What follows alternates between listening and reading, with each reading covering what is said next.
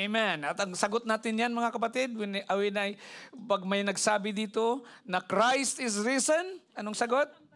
And He will come again. Amen. Babalik at babalik siya physically, gaya ng sinabi sa Acts chapter 1, sa the book of Acts. The same Jesus whom you have seen, na nakita nila na pumaitaas, mga kapatid, ay bababa. At doon siya papatong bababa siya sa Mount Olives. May mga signs and wonders doon, mahati sa dalawa. At yun na, mga kapatid, ang pagtulong niya sa bayan ng Israel dahil may tinatawag na Armageddon. Praise God. Doon may sabak.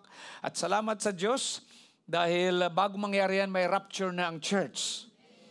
Amen. At sabi nga ng isang mga ngaral, mga kapatid, rapture is already happening. Totoo po yan. Rapture is already happening. Bakit ko nasabi? Dahil sabi ng Biblia, those who died in Christ, sabi sa 1 Thessalonians chapter 4, will rise again. Nang ibig sabihin, mga kapatid, yung namatay kay Kristo, sigurado na yan, raptured ready na yan. Amen. Kaya palaging, mga kapatid, it is happening. Ang Panginoon nagliligtas at tuloy-tuloy na yan, mga kapatid. Ang gagawin lang natin, sabi ng Panginoon, we need to continue until the end. John chapter 20, verse 19 to 31. Wala na ba akong nakalimutan na announcement sa mga leaders natin? Wala na. Alright, help me read. Let's all begin to read. Ready, start. Being the first day of the week, when the doors were shut, where the disciples were assembled, for fears of the Jews, Jesus came and stood in the midst and said to them, "Peace be with you." When he had said this, he showed them his hands and his side. Then the disciples were glad when they saw the Lord. Verse 21. So Jesus said unto them, "Peace to you. As the Father hath sent me, I also send you." And when he had said this, he breathed on them and said to them, "Receive the Holy Spirit." Take note, wala pa itong Acts chapter 2. Hindi pa sila naka-receive. Pero yun ang sinabi ng Panginoon. Verse 23. If you forgive the sins of any, they are forgiven them. If you retain the sins of any, they are retained. Verse 24. Now Thomas, called the twin, one of the 12, was not with them when Jesus came. The other disciples therefore said to him, "We have seen the Lord." So he said to them, "Unless I see in his hands the print of the nails, and put my finger into the print of the nails, and put my hand into his side, I will not believe." And after 8 days, his disciples were again inside, and Thomas with them. Jesus came, the doors being shut, and stood in the midst, and said, "Peace to you." Then he said to Thomas, "Reach your finger here and look at my hands, and reach your hand here and put it into my side. Do not be unbelieving, but believing." And Thomas answered and said to him, "My Lord and my God." Jesus said to him, "Thomas, because you have seen me, you have believed. Blessed are those who have not seen and yet have believed." And truly Jesus did many other signs in the presence of his disciples, which are not written in this book, but these are written that you may believe that Jesus is the Christ, the Son of God, and that believing you may have life in His name. Praise God. Pamagatan natin ang mensahe sa hapong itong stop doubting and believe.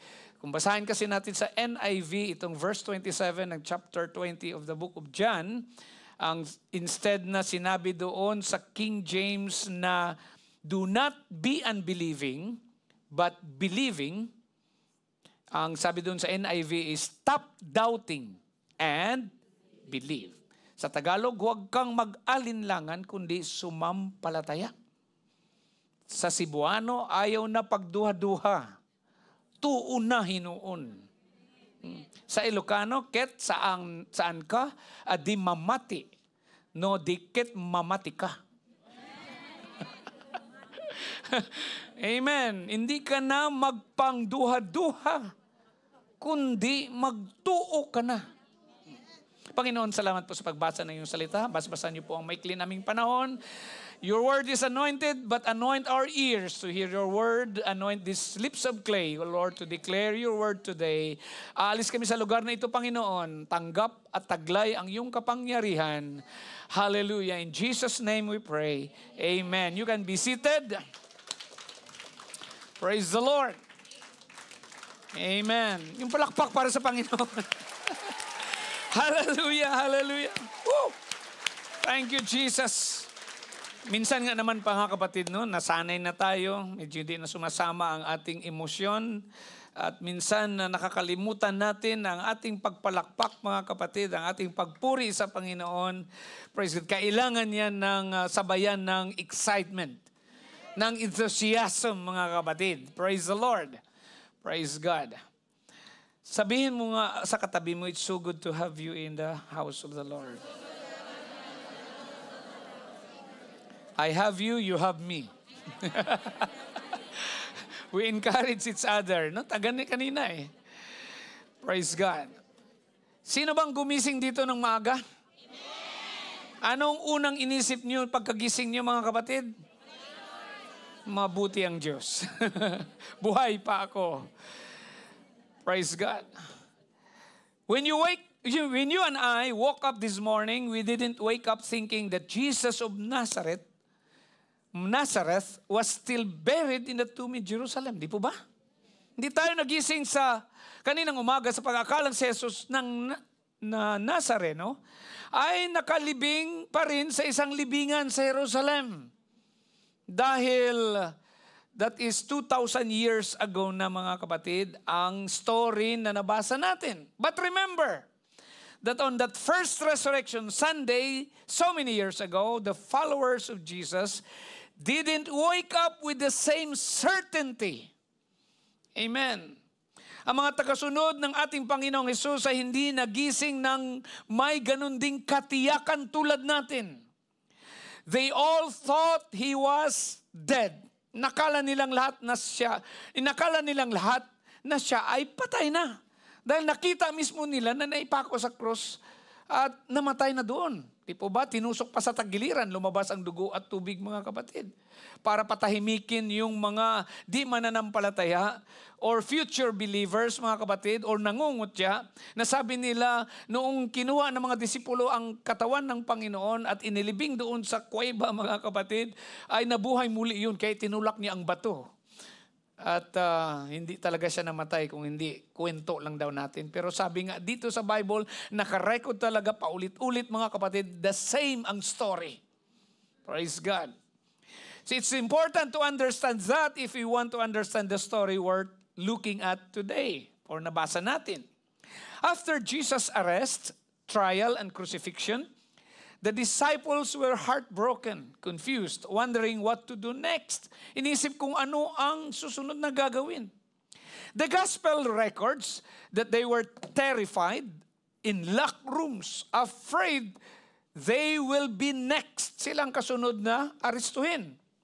Too afraid to show their faces in public, even for a funeral. Kahit siguro may nilibing na mahal sa buhay, ayaw nila mag-attend. The chances of detection are too high. You'll remember that just a few days earlier, 3 different people had picked Peter out of the crowd and announced that he was one of Jesus' followers. Naalala niyo, mga kapatid? Amen. Those encounters took place at night when it's harder to recognize a face. And now it's Sunday morning, according sa story natin. So they sent a couple of women alone to care for the body. Anointing the body with spices and ointments was the final act of love and respect for the dead. Isang huling kilos ng pagmamahal at paggalang sa mga patay. And was intended to mask the odor of the rapidly decomposing body as much as possible. Yun ang layunin noon. Matakpan ng amoy ng mabilis na nabubulok na katawan hanggat maaari. Yun ang kanilang pakay. Pero na nangyari, mga kapatid, none of them were expecting the resurrection. But Jesus appeared to His disciples on several occasions after the resurrection. He appeared to Mary Magdalene, to the disciples from Emmaus, And then the same night to the apostles, locked in a room with the doors locked and windows barred. Sinabi ng Panginoon, peace be with you. He said to them, and then He showed to them His hands and His side. Then the disciples were glad when they saw the Lord. And he breathed on them and said, receive the Holy Spirit. Binamadali ko ang mga kapatid ang story para makauwi tayo ng maaga. At maintindihan natin. Sinabi ng Panginoon, if you forgive the sins of any, they are forgiven them. If you retain the sins of any, they are retained. The disciples are overjoyed. Hope is rekindled. Tuwang-tuwa ang mga alagad, mga kapatid. Dahil muling nabuhay na ang Panginoon at nabuhay din ang kanilang pag-asa. Life once more has meaning and worth living because Jesus is alive. Everybody say, Jesus is alive. Nung nakita nilang Panginoon, it's a new day for them. Well, for 10 of them. Because Judas is no more. And Thomas? Where is Thomas? Nasaan si Thomas, mga kapatid? John 20:24. Now Thomas, called the twin, one of the 12, was not with them when Jesus came. Si Tomas na tinawag na kambal, na isa rin sa 12 apostol, ay hindi sila kasama noong nagpakita si Jesus. Unahan ko na kayo, mga kapatid. Nag-set lang ako ng story. Here is a simple recap sa binasa kong, mga kapatid, or sa istorya ni Tomas or ni Thomas. Jesus showed up. Thomas wasn't there. Wala siya doon. But thank God, after 8 days, Jesus showed up and Thomas was there. Finally, wherever Jesus showed up again, Thomas was surely there. Di po ba, mga kapatid? This is the story of many of our lives. Storya ito ng buhay natin Kristiyano. Amen. Hallelujah. Jesus was showing up pero wala tayo doon.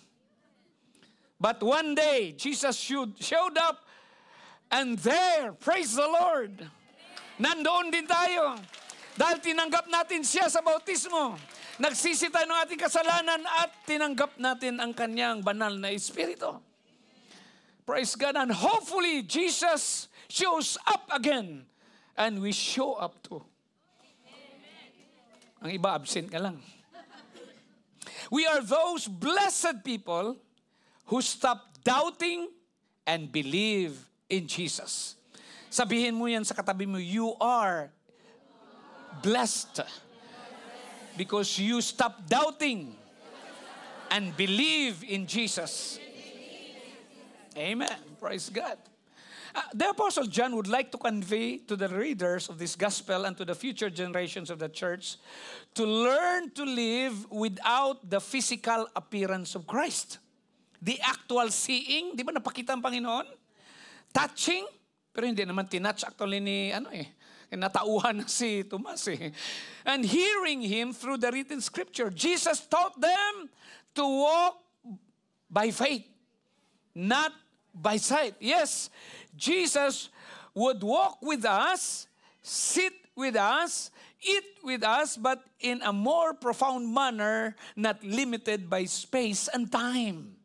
Yung unang pagpakita ng Panginoon, mga kapatid, tinagtuturo siya ng lesson, ng aral, na sa panahon natin, hindi na natin kailangan ang physical appearance niya, yung actual na pagkakita natin sa Kanya, mga kapatid, paghipo sa Kanya, praise God, or even makinig mismo sa Kanyang pananalita, kung hindi iniwan sa atin ng Panginoon ang scriptures.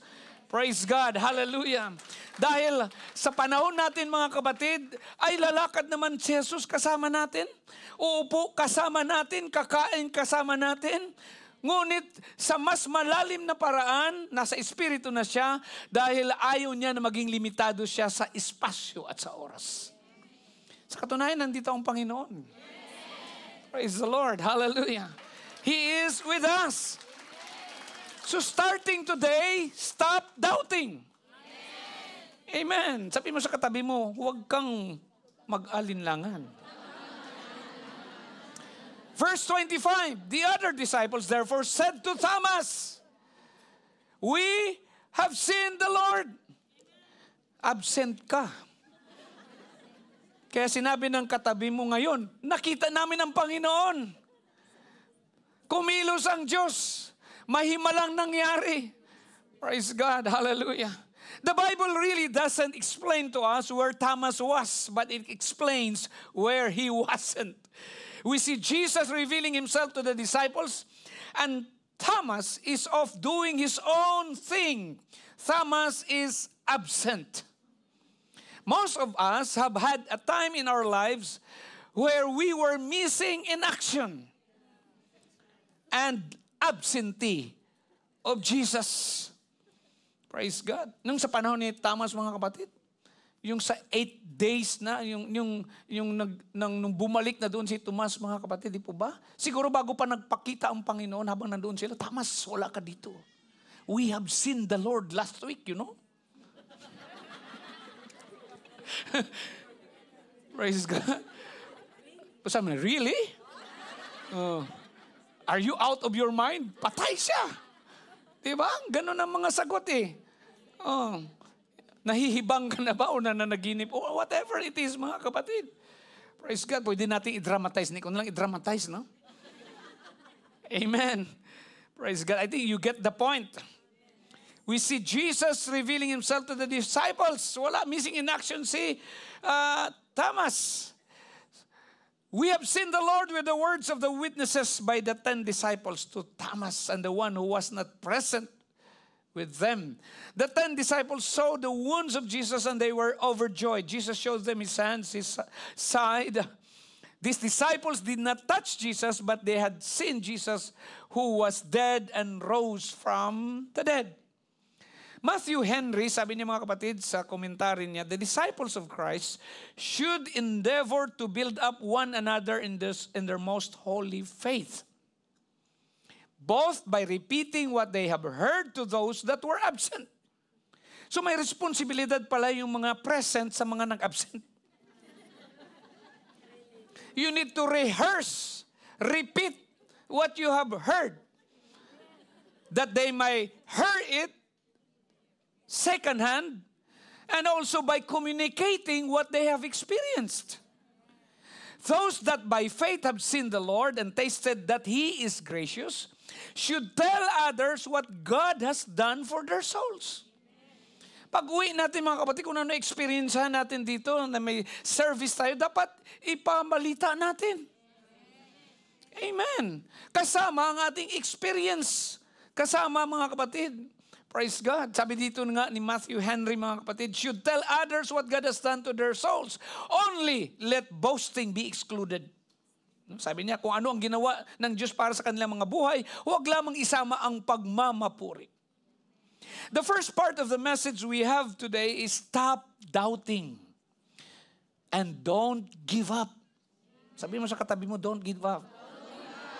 Don't give up every time something doesn't go your way you wanted it to go. Or the way you had it planned. Itigil ang pag-aalinlangan at huwag sumuko sa tuwing may isang bagay na hindi umaayon sa gusto mo o sa paraang plinlano mo. Many today are easily discouraged and give up. Many times, di po ba? We feel depressed, stressed, overwhelmed. And the first thought we have is to quit. But Jesus says, stop being faithless. Don't let your mind and emotions dictate what direction you run. Amen. Hallelujah. Itigil ang pagiging walang pananampalataya o sabihin lang natin, huwag mag-alinlangan. Huwag hayaan ang iyong isip at damdamin ang magdikta kung saang direksyon ka tatakbo. So Thomas said to them, unless I see in his hands the print of the nails and put my finger into the print of the nails and put my hand into his side, I will not believe. Sinabi niya sa kanila, malibang makita ko sa kanyang mga kamay ang bakas ng mga pako at mailagay ko ang aking daliri sa binutas ng mga pako at mailagay ko ang aking kamay sa kanyang tagiliran ay hindi ako maniniwala. Ang tapang niya, no? Wala siyang pananampalataya, delikado. Thomas has a problem that we all have. Sabi mo sa katabi mo, aminin ko sa iyo, ganyan din ako, tulad kay Tomas. Why? Because if we haven't experienced it, we can't explain it. Parang yung sinasabi natin, if I don't experience it, di ba? Hindi ko may paliwanag. At kung hindi ko may paliwanag, hindi ako maniwala. Di ba ganyan ang tao? Yan ang problema natin. Kung hindi natin naranasan, hindi natin may paliwanag, hindi na tayo maniniwala. Most of us have to admit that we are so rational, so intellectual, that faith is a foreign word to our lives. Sa totoo lang, aminin natin ito na tayo ay napaka-makatuwiran, napaka-intellectual, at ang pananampalataya ay isang dayuhang salita sa ating buhay. Thomas said, I won't believe your experience unless it becomes my experience. The problem with doubt and procrastination is that we miss out on some of the best things that God has for us. Yan ang problema sa pag-alinlangan, mga kapatid. Praise God. Dahil hindi natin maranasan, amen, hindi mapasa atin ang pinakamagandang bagay na inilaan o hinihanda ng Diyos para sa atin. Praise the Lord. At ito pa, when we don't gather with other believers, then we try to do things our own way.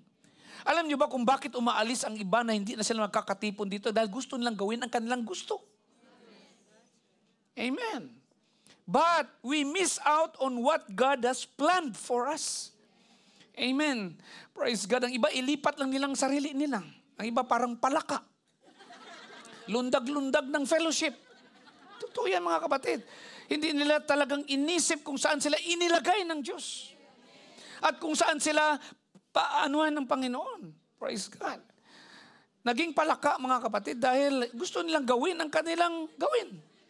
Kasi ang palaka, pag sumipa, sisipa, alis, di ba? Praise the Lord. But kung alis ka, every time we isolate ourselves, every time we take the path of freedom, we end up on the island of doubt and despair. Amen. Sa tuwing ibubukod natin, tama ba yan? Ibukod. Amen. May dalawa dito eh. Ang ating sarili sa tuwing tatahak tayo sa landas ng kalayaan, papunta tayo sa isang isla ng pagdududa at kawalan ng pag-asa. So my counsel today, para matapos na tayo, stop doubting. Start believing. After 8 days, his disciples were again inside and Thomas with them. The next time Jesus shows up, Thomas is present. This is how many of us come into relationship with Christ. We don't believe all the reports, but we cannot deny the zeal and the joy from those who the report has been given. This is why, or that is why Christians or true believers should always be joyous and zealous about the resurrected Jesus. Amen. May awit tayo, nakalimutan nyo na siguro, no? Jesus, Jesus, Jesus in the morning, Jesus. Jesus, Jesus, Jesus when the sun goes down, love Him. Mayroon pa rin nakakaalam. Praise the Lord. Palakpakan yung sarili mo. Amen. Jesus lamang, mga kapatid, ang focus natin sa ating buhay dahil siya ang kasagutan. Praise God. Siya ang makapagbigay sa atin ng buhay na walang hanggan. Praise the Lord. Hallelujah. The message may be rejected and scorned, but if we keep giving the good news, people will begin to show up just in case Jesus shows up. Yung palang dahilan kung bakit ipangaral natin, ibahagi natin ang ating natutunan, mga kapatid, sa kaharian ng Diyos, sa Panginoon, sa salita ng Diyos, dahil hindi natin alam kung kailan tatawagin ng Diyos ang taong iyan. Sa story natin, mga kapatid, Jesus came, the doors being shut, and stood in the midst and said, "Peace to you." Pagkaraan ng 8 araw, muling nasa loob ng bahay ang kanyang mga alagad, at kasama nila si Tomas. Nakasara ang mga pinto, subalit pumasok si Jesus at tumayo sa gitna at sinabi, "Kapayapaan ang sumasa inyo." In reading this story, the most amazing revelation Thomas received was probably not the touching of Jesus, but the telling of Jesus. You see, Jesus wasn't present in physical form when Thomas made his statement of doubt.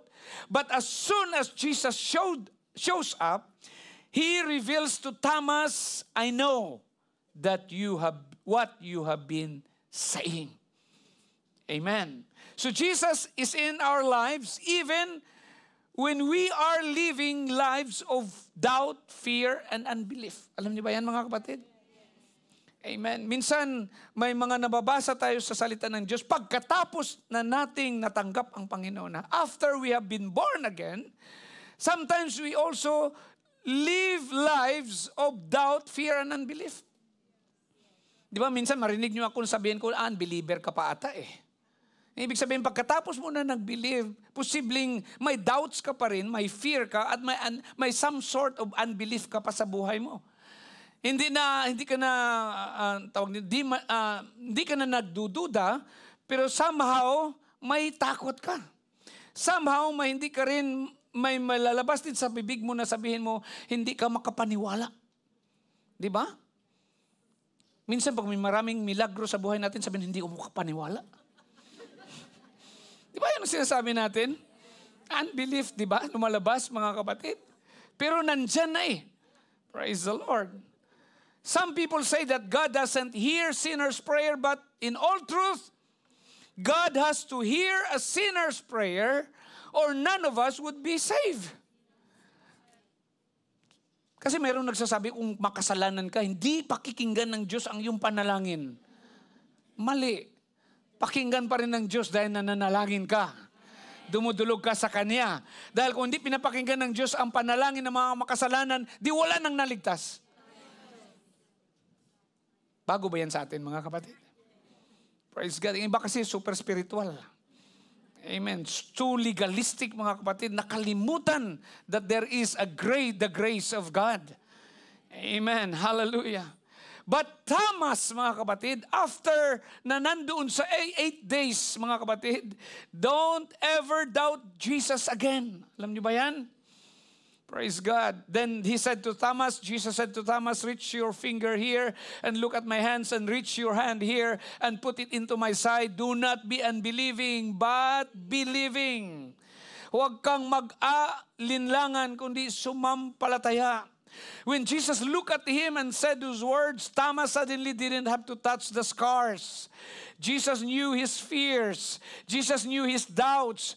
Jesus knew what he'd said to others. Praise God. Ang nakaganda dito na sinabi din dito, mga kapatid, sa estimation natin, Jesus didn't scold him. Or belittle him, or write him off. Jesus told him in verse 27, be not faithless, but believing, in King James Version. In New King James, do not be unbelieving, but believing. In New NIV, stop doubting and believe. Literally, it means stop becoming a doubter. Because doubting is a process. Ang pagdududa ay isang proseso. You never stand still in one spot on your journey. You're either retreating or farther into your doubts, or growing into your faith. So dalawang bagay lang, mga kapatid. Umuurong ka na sa paglilingkod mo sa Panginoon dahil pumaproseso na ang pagdadalawang isip, mga kapatid, o pagdududa, or you're growing in your faith. Anong sabi ng Panginoon? Believe. And Thomas, believe. Mananampalataya ka, sabi ng Panginoong Jesus, at nananampalataya si Tomas. And Thomas answered and said to him, my Lord and my God. Thomas uttered words that would have been considered blasphemy by any good Jew. Dahil sa isang Hudeo or sa Jewish person, mga kapatid, isa lamang ang Diyos, at ang Diyos na yan ay Espiritu. Amen. You cannot, or you didn't call any man God. But Thomas knew, amen, how this Jesus wasn't just a good teacher, a prophet, or a healer. He wasn't just a healer. Rather, praise God, like He told the disciples, Jesus said, He and the Father are one. So kung tingnan natin yan mga kapatid, ang Diyos Ama na sinasabi natin mga kapatid ay iisa lamang, sila ni Kristo Jesus. Dahil sino nga ba mga kapatid who can conquer death but God alone? Amen. At notice the personal pronouns, importante. My Lord and my God. Amen. Hallelujah. Even though the other apostles had encountered the risen Savior, Thomas needed his own experience with Jesus. Praise God. We all need a personal encounter. Amen. Hallelujah. Kung sabi nga ng iba na ipanganak akong Pentecostal, walang naipanganak sa kaharian ng Diyos ng Pentecostal. Dahil you need to be born again pag abot mo ng age of accountability. And your Savior is not your mama's Lord. It needs to be your Lord. Amen. It's not to be the church God. Dito ako attend sa Joy Fellowship dahil ang Diyos nila ay totoong Diyos. No, it's not. Kailangan ma-encounter mo. May personal encounter ka sa Diyos mo, mga kapatid. Sa Panginoon mo. Dahil aalis tayo sa lugar na ito na ikaw lang, mga kapatid. Praise God, ang sasabak doon sa buhay. Praise God, sabi nga kanina, sa hamon ng buhay. Ikaw lang ang sasabak doon at kailangan mo ng Panginoon. Kailangan mo ng tulong ng Diyos, mga kapatid. Hindi lang Diyos ng iba, kung hindi Diyos mo mismo. Praise God. Kaya maraming na lumaki, mga kapatid, praise God, sa pamilya na kung saan ay ang buong pamilya ay pumupunta pero wala, ang iba sa kanila walang eksperyensya sa kanilang Diyos mismo. Praise the Lord. We need that, mga kapatid. That Thomas changed, live a new life from here on. The doubter become a believer. And I am sure that Thomas was no longer the last to show up. I really believe that, mga kapatid. Dahil si Thomas, mga kapatid, praise the Lord, nakita niya, mga kapatid, ang himala sa kanyang kapanganakang muli. Praise the Lord. Hallelujah. Because Thomas get a new robe, a new name, and a new life in Christ Jesus. Yes, disipulo siya ng Panginoon, pero not unless he will receive the Holy Spirit or the Holy Ghost, you cannot be called a true disciple. Kailangan tanggapin niya ito, mga kapatid. And if you read the book of John chapter 2, si Jesus mismo ang nagbautismo ng kanyang mga apostoles, mga kapatid. He baptized the 12 and the 12 baptized others.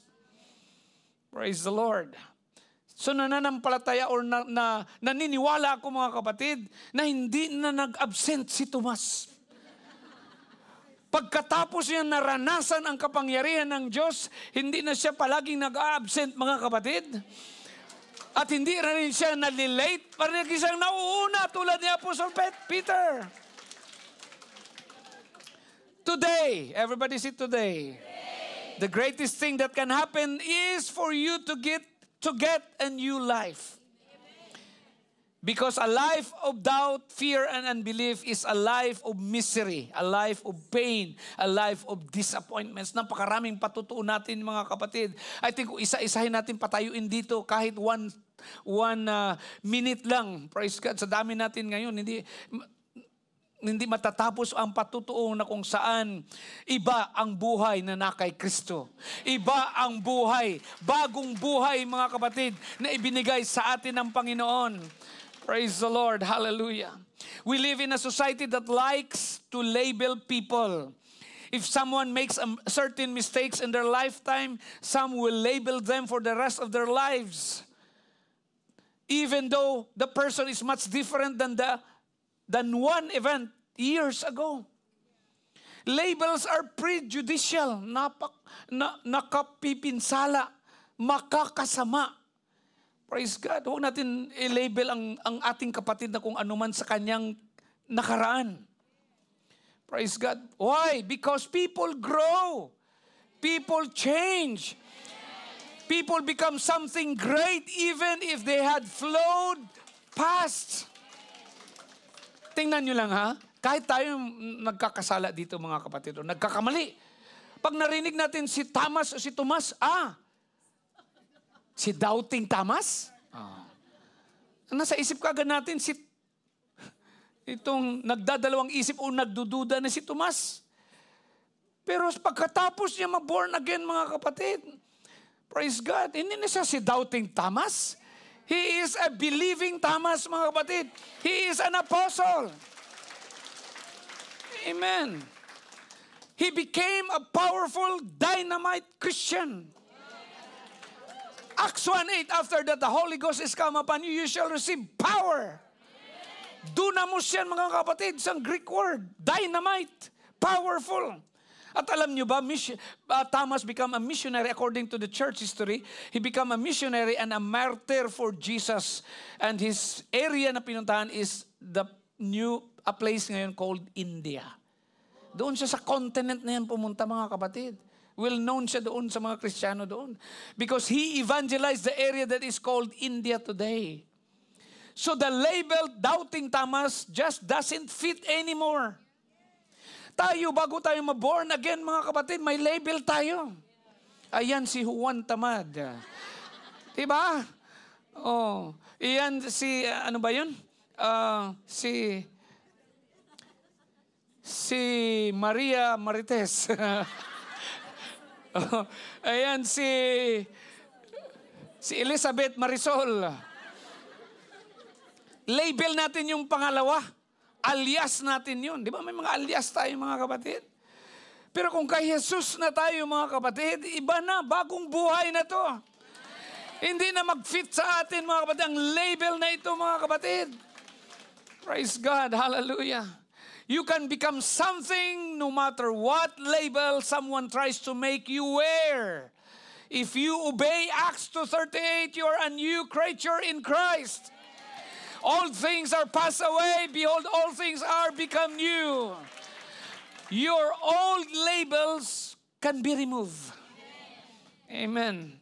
And as we think of Thomas as an older apostle being martyred of Jesus Christ, we can almost hear him singing before his death. May awit na nagsasabi, it will be worth it all when we see Jesus. Life's trial will seem so small when we see Christ. One glimpse of His dear face, all sorrows will erase. So bravely run the race till we see Christ. Amen. Hallelujah. Thank you, Jesus. Thank you, Lord. Hallelujah. Stop doubting. Start believing. And start receiving. Jesus said to him, Thomas, because you have seen me, you have believed. Blessed are those who have not seen and yet have believed. Sinabi sa kanya ni Jesus, sapagkat ako'y nakita mo at sumampalataya ka, mapapalad ang hindi nakakita, gayon may sumasampalataya. Thomas believed because he physically saw Jesus, touched him, and heard his voice after he rose from the dead. The real issue for us today is not what Thomas did or did not believe, but whether or not you and I believe the same story.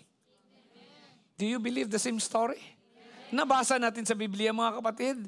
God's word is forever settled in heaven. Amen. Hindi na ito magbabago mga kapatid. Kung paano tayo naligtas, nandito na mga kapatid. Praise God. Hindi natin maligtas ang ating sarili. Walang relihiyon na makaligtas sa atin. Walang pananampalataya o maski na kung ano pang yung kanyang titulo na religious leaders makapagpaligtas sa atin kung hindi ang Panginoon lamang mga kapatid. Praise God. Kaya ang tanong, actually nandyan mga kapatid, do you believe that Jesus is indeed the Son of God? The only Savior, naniniwala ka ba na si Jesus ay tunay na anak ng Diyos, ang nag-iisang tagapagligtas? Do you believe that when He died on that cross, that all of our sins were forgiven?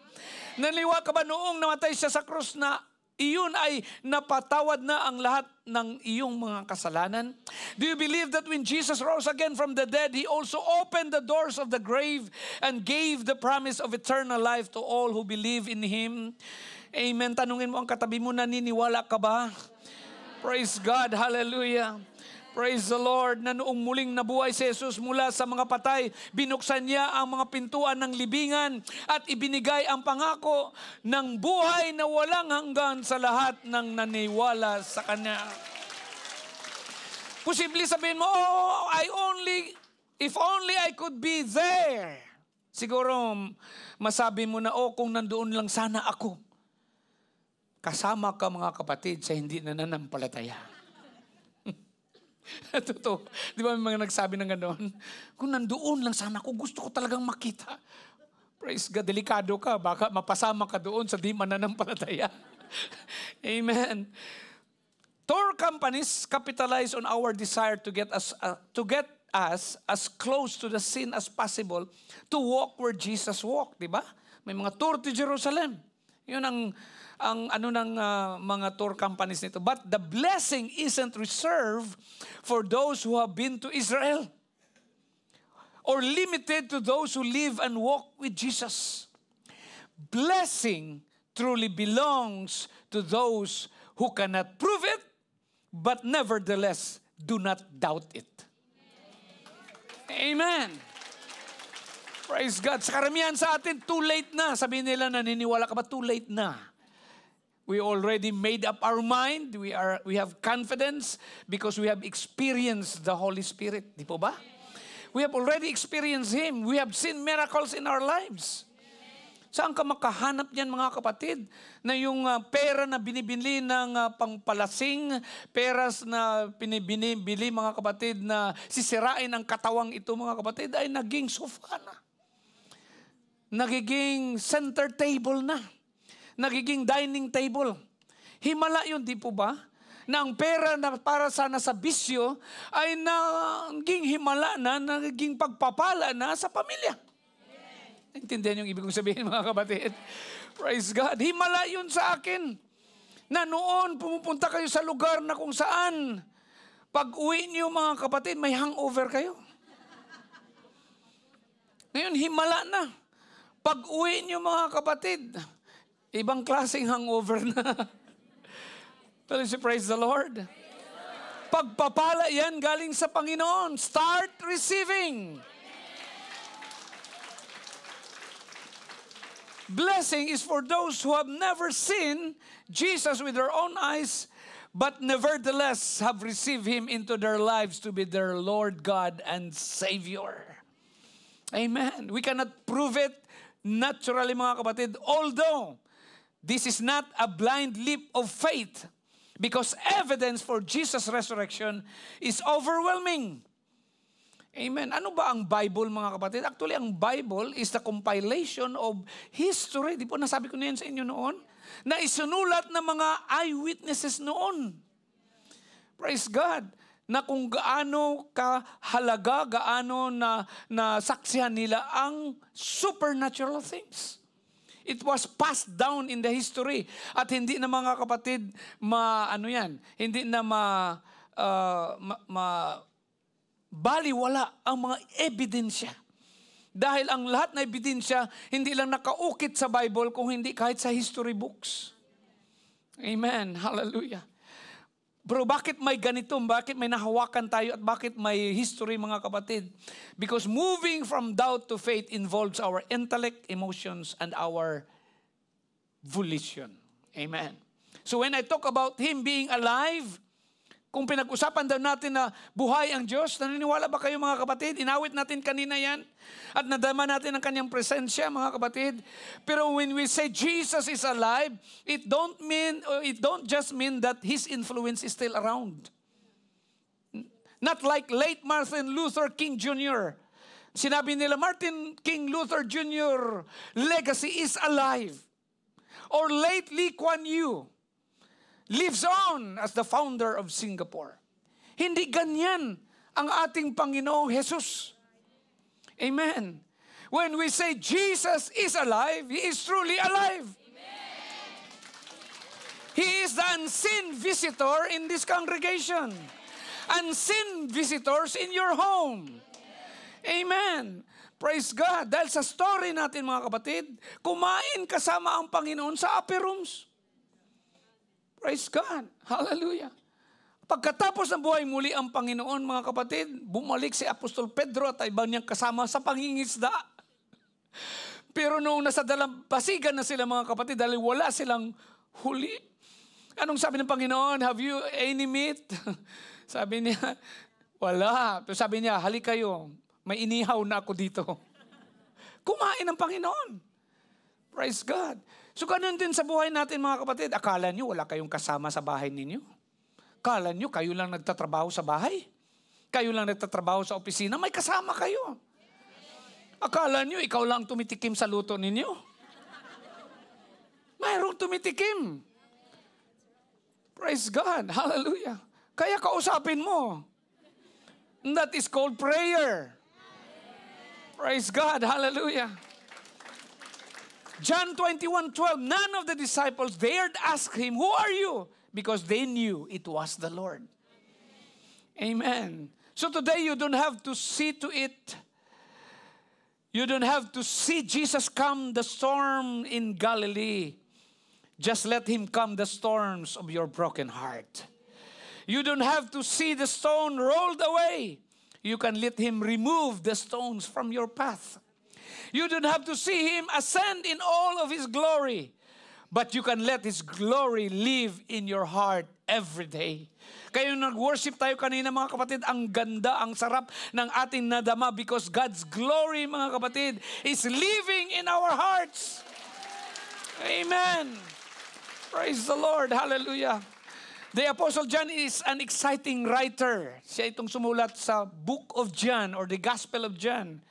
Because here at the end of the book, verse 30 to 31, and truly Jesus did many other signs in the presence of His disciples, which are not written in this book. Gumawa si Jesus na marami pang ibang mga tanda sa harapan ng kanyang mga alagad na hindi na isulat sa aklat na ito.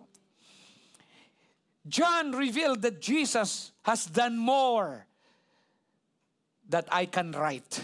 Sinabi niya, more for me in one moment than anyone else could do for me in my entire life. If I were to write it all down, sabi ni John, there wouldn't be enough libraries in the universe to hold all the records of how amazing Jesus has been to me. Hallelujah! How amazing Jesus has been to me. Hallelujah! Napakadakila ng Panginoon sa buhay ko, mga kapatid. At alam ko, napakadakila ang Panginoon sa buhay din ninyo. Praise God. Verse 31, but these are written that you may believe that Jesus is the Christ, the Son of God, and that believing you may have life in His name. Ibibigay niya ang buhay na walang hanggan, mga kapatid. John has left many signs and wonders in his gospel. However, other numerals are left out because the purpose is not history or biography. But purpose, mga kapatid, is good news proclamation. Bakit isinulat? Dahil ang purpose, mga kapatid, hindi na isulat lahat. Ang naisulat lang, ang layunin noon is good news proclamation. Amen. Yun ang panghawakan natin, mga kapatid. Because what is written is enough. There is enough gospel to save your soul. Maybe today you don't understand the entire Bible, but there is enough gospel to get you to heaven. Muna kailangan memorizing ito, mga kapatid. May enough gospel lang. Repent and be baptized. Amen. Every one of you in the name of Jesus Christ for the remission of your sins, and you shall receive the gift of the Holy Spirit or the Holy Ghost. Amen. You may not be theological, but you can be born again of water and of the Spirit. Praise the Lord. It isn't given to the wise, to the strong, to the powerful, but to those who are poor in spirit shall receive the kingdom of God. Palakpakan natin ang Panginoon. Hallelujah. Thank you, Lord. Hallelujah. Amen. Will you stand in closing? It is commonly accepted tradition that Thomas became an evangelist to India from around 52 AD to 72 AD. At least 20 years siya nangaral, mga kapatid. Founding many churches there. Now listen to this story, mga kapatid, ano ang nailagay sa history book. The story is that a group of non-believers confronted him, and demanded that he deny his faith in Christ. Thomas, the one-time doubter, said, I will never, ever renounce Jesus Christ. His accusers responded by driving a stake through his body. May isang resource akong nabasa na itinulak pagkatapos nilang tinusok, mga kapatid, si Tomas, mga kapatid, ay itinulak siya sa bangin. Amen. The one-time doubter, Thomas, was committed enough to die for his Lord and his God. He knew without shadow of a doubt that Jesus really is alive. Amen. Hallelujah. God performed a marvelous work in the resurrection. He arrested the process of decay and decomposition, transformed his body from natural into immortal.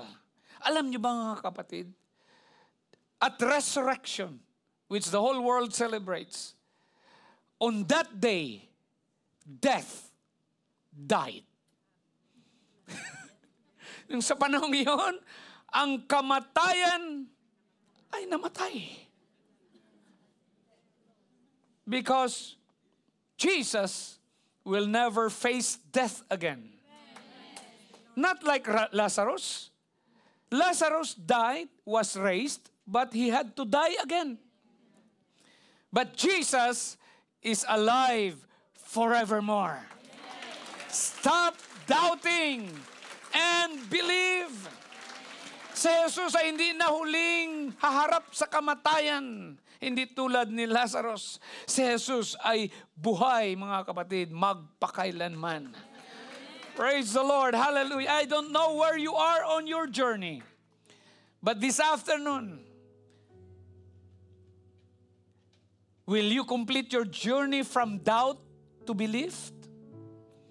And declare with Thomas, my Lord and my God.